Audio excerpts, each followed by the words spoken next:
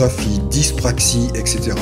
Derrière ces noms pas toujours simples à comprendre, et encore moins à écrire, se cachent des troubles spécifiques à l'apprentissage, les troubles 10. Parmi ces TSA, on entend parler de plus en plus de dyslexie, mot fourre-tout qui mérite d'être expliqué, compris afin d'être mieux traité. À travers le témoignage d'enfants, de parents, de spécialistes et d'enseignants, tous acteurs de la gestion de ce handicap, nous verrons ce qu'est véritablement la dyslexie, comment elle se traite et comment bien vivre avec afin de dédramatiser la chose. Mais tout d'abord, qu'entend-on par dyslexie? La dyslexie, c'est un trouble de la lecture, c'est un trouble spécifique cognitif. Trouble cognitif, ça veut dire qu'il y a un dysfonctionnement dans la façon dont le cerveau va traiter certaines informations, par exemple des sons, des lettres, etc. C'est important de savoir que c'est un trouble cognitif parce que ça signifie qu'il y a un dysfonctionnement qui est réel. Donc l'enfant, il a beau avoir la meilleure volonté du monde, vous avez beau lui répéter 46 fois la même chose de la même façon, ça ne va pas fonctionner, même s'il est intelligent par ailleurs. Voilà. Un trouble spécifique, ça veut dire que ça touche que la lecture. Si c'est une dyslexie pure, il n'y a que la lecture qui est atteinte. C'est un enfant qui va être très intelligent par ailleurs, qui peut cartonner en mathématiques. Avant d'entrer dans la lecture, tout se passait super bien. Dyslexie, trouble de la lecture uniquement. Après, il y a d'autres troubles 10 qui peuvent être associés. Normalement, il y a notamment la dysorthographie, qui est un trouble de l'orthographe, mais ce n'est pas obligé. C'est parce que c'est un trouble spécifique que c'est un trouble qu'on va pouvoir compenser. Bras, gare. C'est parce que ce trouble est méconnu que les membres du club service du Rotary ont voulu le faire connaître à la population martiniquaise. Le but premier, c'est de faire connaître le trouble, puisque c'est vrai qu'on en parle beaucoup, mais qu'on ne sait pas toujours quoi mettre derrière. Donc la première action, c'est une action de sensibilisation, également une action d'information auprès des parents, des enseignants, des professionnels de la santé également, pour que la prise en charge soit plus efficace. Et puis également une action auprès des associations ou plus largement des instances, des organisations, des personnes qui sont concernées par la dyslexie. Donc mettre tout le monde en relation pour permettre une meilleure prise en charge, un meilleur accompagnement et un meilleur dépistage du trouble. Quid de l'amalgame entre retard mental et dyslexie? Une dyslexie, c'est un trouble de la lecture, c'est pas un retard de lecture. Donc un enfant dyslexique va pas faire comme les autres enfants. Il va faire des erreurs que même un enfant plus jeune n'aurait pas fait. Donc souvent, c'est ces anomalies, ces déviances qui vont mettre la puce à l'oreille des enseignants. Des fois, c'est les parents qui s'en rendent compte. Dans tous les cas, le passage obligé, c'est médecin généraliste ou médecin quel qu'il soit, pour faire une ordonnance pour un bilan orthophonique. C'est le bilan orthophonique qui va pouvoir permettre de diagnostiquer ou non la dyslexie. Donc on a toute une batterie de tests notamment et puis d'analyses cliniques qui vont nous permettre de poser le diagnostic. Valérie est la maman du petit Mathis. Mathis a une dyslexie sévère qui l'handicape à l'école. Avant de mettre un nom sur les mots de son fils, cette jeune maman a eu du mal à gérer sa scolarité. Elle ne comprenait pas comment un enfant si intelligent pouvait avoir de telles lacunes. Il y avait une sorte d'incompréhension, de décalage entre l'intelligence et la réactivité dont il faisait preuve au niveau des connaissances acquises oralement et le fait de le faire passer par l'écrit ou même le fait de lire. Mathis n'arrivait pas à lire. Il y a des jours où il lisait relativement bien et d'autres jours où il butait sur des mots aussi simples que maman. Moi, derrière, je le poussais, je lui faisais faire des pages d'écriture pour essayer d'améliorer l'écriture. Je le faisais lire tous les soirs. Il y a des jours où j'avais l'impression qu'il faisait des efforts constructifs et que ça fonctionnait. Mais il y a d'autres jours où j'avais le sentiment qu'il perdait toutes les notions que nous avions acquises quelques jours avant. Rémi met la farine dans le saladier, puis il casse les œufs, il ajoute enfin du lait. J'ai un peu de mal à écrire, j'ai un petit peu de mal à lire, mais je pense plus que c'est la lecture qui flanche plutôt que l'écriture. Moi, je crois que le plus gros problème que j'ai eu à l'école, là, c'est ma maîtresse de CP qui me rabaissait en permanence. Parce que soi-disant, je vais arriver à rien, je vais rien faire dans la vie, je vais être ébour plus tard. À chaque fois que je me réveillais pour aller à l'école, je pleurais, je disais à ma mère, machin, je veux pas y aller parce que je veux encore me taper une mauvaise note. La maîtresse va encore me crier dessus, le directeur va encore me donner un mot pour que je fasse plus d'efforts. Aujourd'hui, je suis fatiguée. Ouf. Quand je rentrais à la maison avec des mauvaises notes, ma mère ne m'engueulait pas du tout. Elle me disait machin que je ne dois pas me décourager, mais par contre, c'était tout le contraire de mon père. Il y a effectivement des jours où je perdais patience, mais même en perdant patience, je me sentais bien, qu'il y avait quelque chose qui n'allait pas parce que je ressentais bien une sorte de souffrance chez mon enfant. Le gamin perdait lui-même patience vis-à-vis de ce qu'il vivait. C'est-à-dire qu'il y a des fois où même il se rabaissait, il avait le sentiment d'être un idiot, de ne pas y arriver, de ne pas savoir. Il y a des jours où effectivement je disais mais fais un effort, il faut que tu y arrives, tu es intelligent, fais un effort. J'avais l'impression qu'il ne faisait pas assez d'efforts, mais je savais aussi qu'il y avait un problème quelque part. Le souci c'est qu'il y a des gens autour de lui qui étaient persuadés qu'il faisait l'idiot, pas qu'il était idiot, on n'a jamais cru que Mathis était idiot, mais qu'il faisait l'idiot, ou qu'il était fainéant, ou qu'il n'en faisait pas assez. C'est ça le souci. Avant, j'avais une maîtresse horrible, elle me rabaissait, elle disait que j'arrivais à rien, mais j'ai changé d'école et je suis arrivée dans la classe d'un monsieur qui est très bien, qui s'appelle Monsieur Grandry, et c'est grâce à lui qu'en fait que j'ai compris que j'avais des problèmes, vraiment des sérieux problèmes, et donc il m'a aidé à progresser. En fait, ce qui est différent avec ce professeur-là comparé à ma maîtresse d'autrefois, c'est que lui, en fait, il encourage les gens à progresser plutôt qu'à les rabaisser et lui donner des mauvaises notes. Les enfants dyslexiques, c'est des enfants qui sont normalement intelligents, et c'est des enfants qui souvent, du fait de leurs troubles, vont développer une magnifique capacité d'adaptation, une capacité de compenser, de passer par d'autres chemins.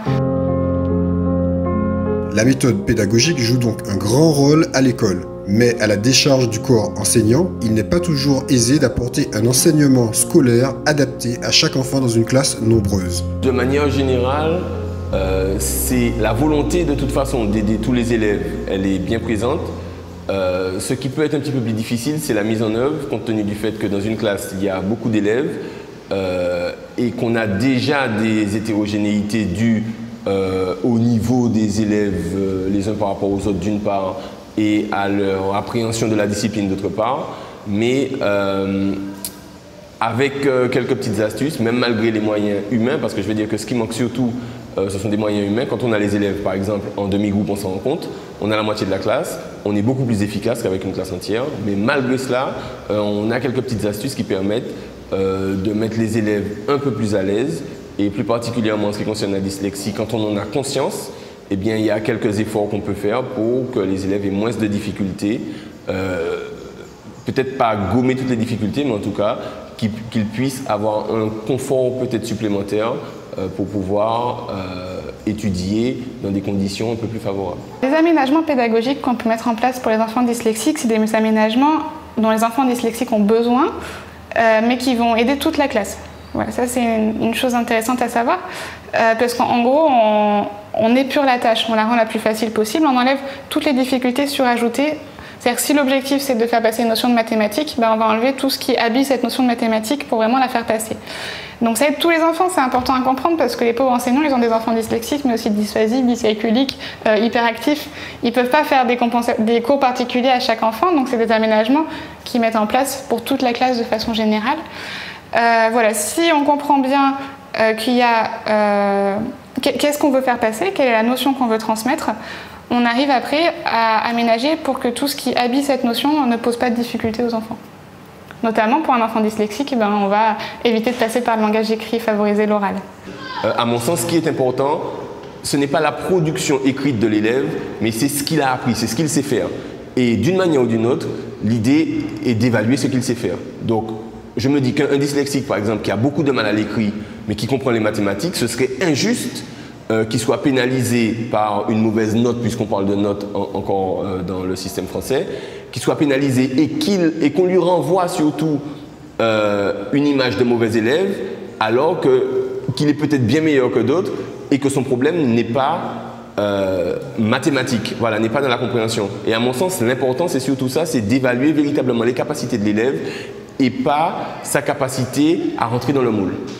Voir mon enfant ne pas réussir à avancer dans sa scolarité, donc supposer que demain il n'y arrivera pas dans la vie parce que le monde n'est pas tendre avec les enfants, voir qu'il a des difficultés, que personne n'arrive à mettre un nom dessus ou personne n'arrive à l'aider, pas même moi, ça nous a fait, tous les trois, sa sœur, lui et moi, ça nous a fait souffrir pendant des années. J'étais désemparée parce qu'en réalité, je ne trouvais pas, n'étant pas moi-même professionnelle, n'étant pas pédagogue, je ne trouvais pas de solution. À force de recherche, cette maman a pu trouver la bonne thérapie pour aider son fils. Ils ont donc décidé de faire des crêpes pour le dîner. J'ai eu la chance immense de tomber sur une orthophoniste qui, en une séance, m'a dit voilà, Mathis est dyslexique, il est dyslexique sévère, on va travailler avec lui et ça va le faire, ça va aller parce qu'il est intelligent. Il a déjà mis en place des stratégies parallèles pour pouvoir essayer de contourner ses problèmes. Et effectivement, un mois après le début des séances, 2 séances par semaine d'une demi-heure, j'ai vu la différence. Oui, depuis que je suis des cours d'orthophoniste, oui, j'ai plus confiance en moi, oui, je progresse plus. Il prépare des pâtes à crêpes. Ouais. Il prépare de la pâte à crêpes. Plus le dépistage est précoce, plus la prise en charge est précoce et plus ça va être facile de mettre en place des compensations et surtout moins le trouble aura d'autres répercussions secondaires qu'il faudrait soigner par la suite. Autre exemple, Elio, qui est un jeune trentenaire qui a repris ses études universitaires. C'est à 12 ans que, suite à une scolarité difficile, que ses parents le font suivre et qu'est diagnostiquée une dyslexie. À force de volonté, Elio obtient un BEP ainsi qu'un baccalauréat. Après quelques années dans la vie professionnelle, Elio décide de poursuivre des études de gestion d'entreprise sous le campus. Mon retour à la fac a été, durant la première année, un peu particulière puisque j'étais un peu perdu. La prise de notes est le problème le plus important. Mais durant cette année, j'ai développé une façon technique de prise de notes avec l'arborescence. Donc je prends mes notes directement en arborescence en plein cours. Comme ça, ça réduit la quantité de choses à écrire. Parce que pour moi, la prise de notes en linéaire est quasiment impossible. En gros, le cerveau fonctionne différemment. Le cerveau fonctionnera toujours différemment. Il va toujours emprunter une autre route. Par contre, en empruntant une autre route, il peut aller aussi vite et aussi bien et au même point d'arrivée que les autres. Donc on peut ne plus voir la dyslexie, ne plus voir que la personne est gênée, mais la personne sera toujours gênée et devra toujours compenser. La dyslexie se compense, mais elle disparaît pas. Je peux dire que la dyslexie, d'une certaine façon, m'a apporté quelque chose de plus. Puisque, étant donné qu'on a des difficultés à lire et on a tendance à chercher des moyens de contournement pour pouvoir justement atteindre les objectifs qu'on a. Et à la longue, à force, ça développe une capacité d'analyse assez importante. Et à l'heure d'aujourd'hui, je me retrouve... Je trouve que je suis assez bon pour tout ce qui est analyse, pour tout ce qui est déduction. Et dans la vie de tous les jours, ça me sert. Donc quand je suis en cours, par exemple, et que je prends mes notes en arborescence, c'est la capacité d'analyse qui me permet vraiment de faire en direct une synthèse du cours. En prenant juste les éléments qui sont essentiels à retenir. Le soutien des parents est très très important. Parce que quand on est dyslexique, dans sa vie personnelle, on se sent bridé, surtout qu'en réalité, on n'est pas bête. Hein. On comprend très bien ce qui se passe, mais on n'arrive pas et on ne sait pas vraiment pourquoi. Et ça peut créer en fait une espèce de colère, non seulement envers soi-même ou envers les autres qui nous entourent, même envers les parents. Ou bien sinon, on peut tomber dans le déni et on fait comme si ça n'existait pas.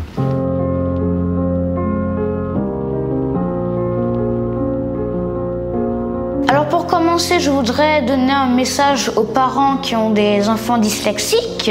Ne les prenez pas pour des débiles.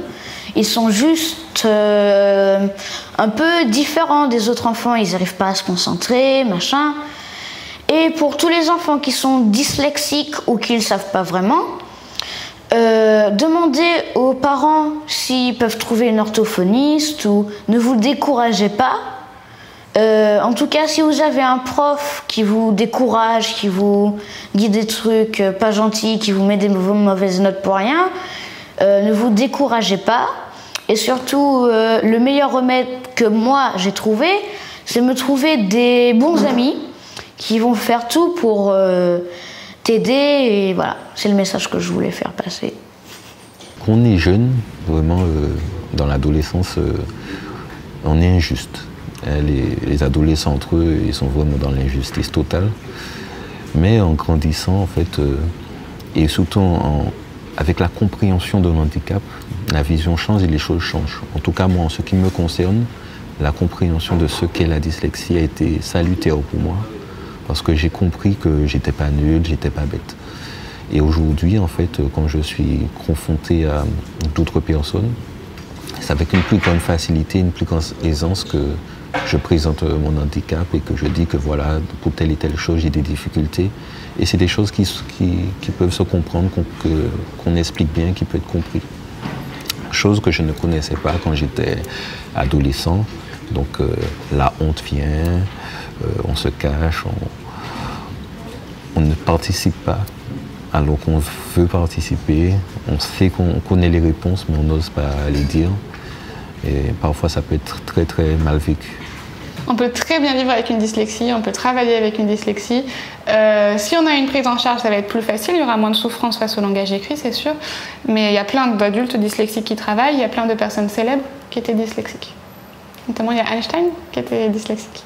Pourquoi moi j'ai accepté de parler, c'est pour pouvoir dire à tous ceux qui sont comme moi que c'est possible, qu'il y a de l'espoir, que dès lors qu'on a la volonté, on peut y arriver.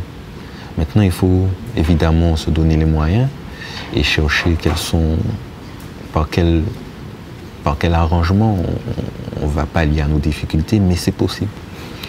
Et à l'heure qu'il est, pour l'instant, moi, ça se passe bien au niveau des études.